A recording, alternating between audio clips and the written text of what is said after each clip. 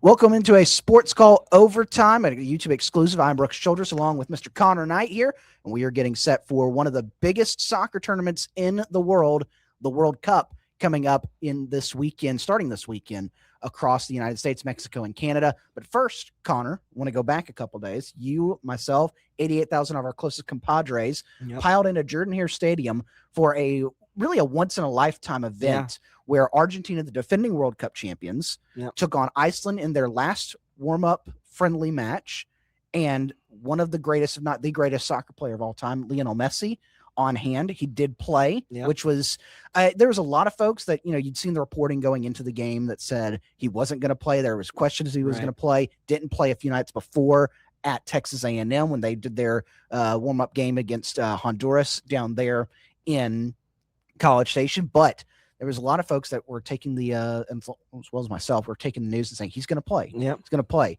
and it was a life-changing experience, I would say, right? Yeah, it was. I have to agree with you there. I mean, the crowd the entire night was chanting for him. I mean, every time they showed him on the jumbotron, it was as loud as it'd been the entire night. And then as soon as he comes in the game, as soon as he touches the ball, immediately makes an impact. Has a great through ball. Plays Martinez right through, has a shot on goal, and gets a yellow card, and then steps up and takes a pin. Yeah, and you just get to see him score. And I mean, to see Lionel Messi score in Jordan-Hare Stadium, again, I never thought you'd say those words. No. I think that's everybody's sentiment right now. But just seeing Argentina play in Jordan-Hare Stadium really was just frankly amazing. What is your history with international soccer matches? Not very many. This was actually my first soccer match that I've ever been to. And you got to see Messi. And I got to see Messi. I'm jealous. Yeah, I know. I think it's all downhill from here. Unfortunately, I don't think there's anything that it can top it. So it was really, really cool. And I had people who in my family that aren't even soccer fans. Yeah, like that was awesome. Thank you for like saying we should go, because I don't like soccer, but watching, being a part of that environment was just really a cool experience, and something that, like you said, once in a lifetime, you just don't ever get the opportunity. You don't know if it'll ever happen again. You mentioned all the fans that were there just to see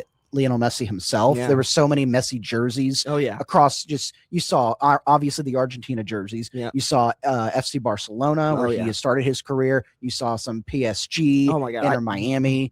Manchester United, I saw some Ronaldo jersey. It was just like everybody was pulling out anything.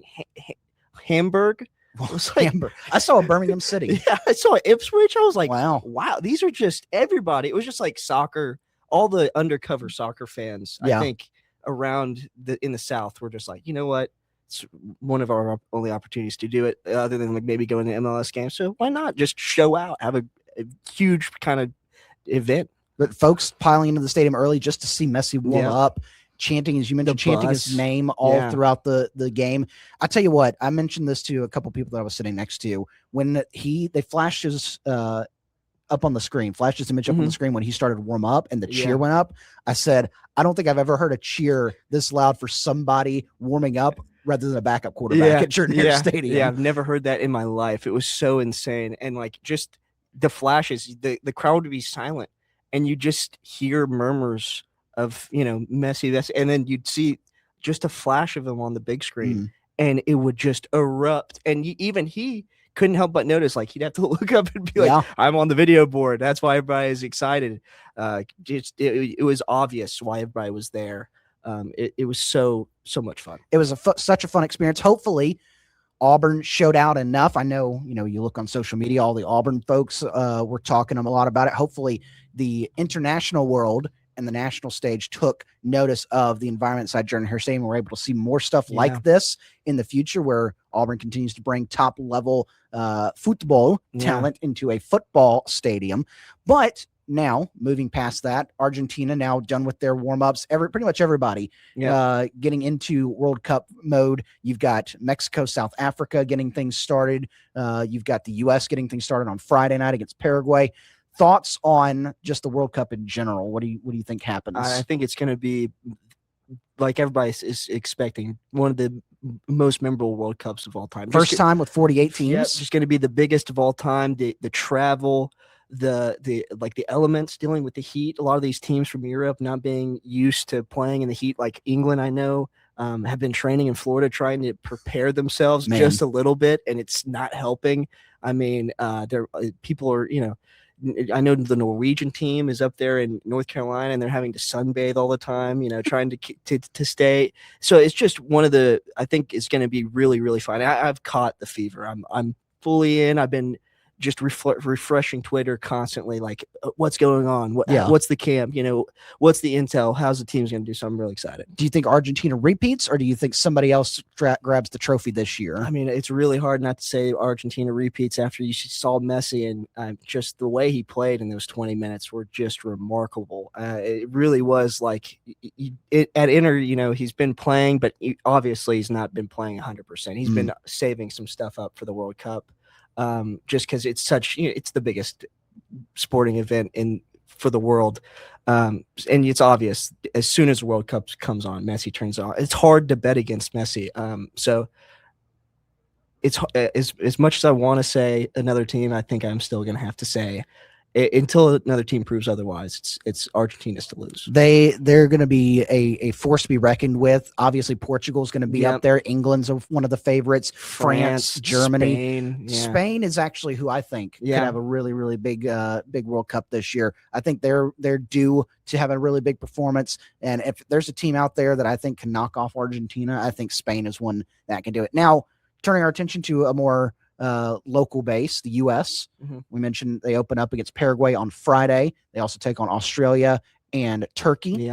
Turkey A, if you are following the rename of the country. What is your thoughts on the U.S.? How do they do? Do they make it out of the group? Do they win the group? And then how far into the knockout stages, if they make it out of the group, do they go? I think they make the group. I think they make it out of the group, but I do not think they win the group. Okay. I think Turkey is the shocker. That's I think they're a young team. They got a lot of talented players. Guler, I think he's going to be the guy for Turkey to watch out for. I think America is just a little too much pressure playing in front of the fans. I know a lot of people think it's going to help them.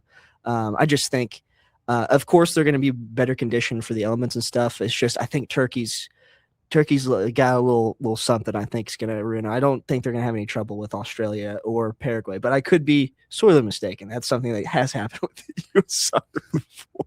It's true. But I think this is, like everybody's saying, the best U.S. soccer team there has ever been, most talented. So I do expect them to make it out of groups. So out of the group stage, how far do you think they make it in the knockouts? Round of 32 or an out, or a little bit further than that? I think the ceiling is 16. Okay. I think the ceiling is 16, but I think they make it to 32. Okay. I think they're eliminated at 32.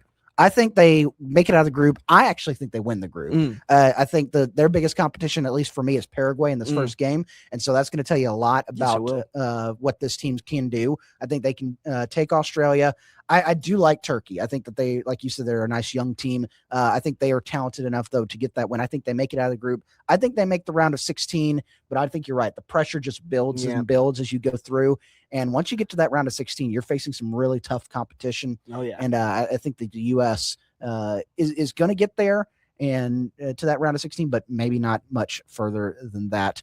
When you look at this squad, I want to run this by you and see how you feel about this. There's a shot that if the U.S. makes it out of the group stage but not win it, and England wins their group, they could play. This is a fun fact. They could play in Philadelphia in a knockout round. England on July 4th. Ooh, in Philadelphia against England. What would you think about that? I think it would be un-American for that not to happen. I think so. I think that needs to happen. I think the world needs it.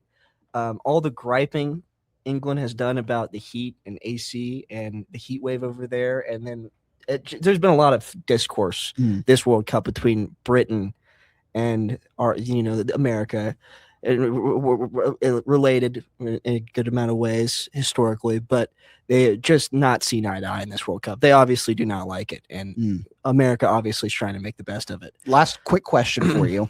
3 host countries. Which of the 3, we mentioned what our thoughts are on the U.S., which of the 3 make it the furthest in the knockouts? I'll go Mexico. Okay. El Tri. I'm going to say the U.S. I think El Tri gets tripped up in the round of 32 by somebody, but I think the U.S. makes it the round of 16, and that's the best what the hosts can do. So, Connor, you said U.S. makes it to the round of 32, and your prediction is Argentina repeats. Yep. I said the U.S. makes it to the round of 16, and I think Spain can come out and get the win. This has been a Sports Call Overtime, talking about the World Cup, talking about our experience in Jordan-Hare Stadium, seeing that Argentina squad face off against Iceland. Make sure you keep it tuned to YouTube for all of our latest content for Sports Call, and also listen to Sports Call each and every weekday, 3 to 6 p.m. Tiger 95.9, streaming live on the Tiger Communications app, online at the Tiger.fm, and you can also catch the Sports Call podcast after the fact. I'm Brooks Childress. That's Connor Knight. This has been a Sports Call Overtime.